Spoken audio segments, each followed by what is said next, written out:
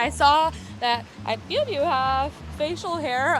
We work for a company called Fable Beard Co., like right down the street. So we make like beard oil and beard balm. And just one question about your beard. Do you have a routine for your beard at all? Do you use anything in it? No, I just I have an electric trimmer I use and a handheld shaver to cut above my beard, and that's about it. I keep it this is about as long as it gets. I love it. Do you use any like beard oil or anything like that at the moment? No, I don't.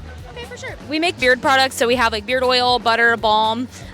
Oils are essentially just for really like the skin. So what you would do with this one is you would just take maybe, like a dropper full?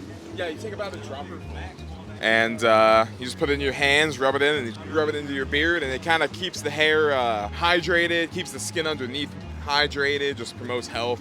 Yeah, so if you ever deal with like any kind of itchiness or anything like that, that's gonna help a lot too. So you could use it daily whenever you want to, but that's yours to keep if you'd like.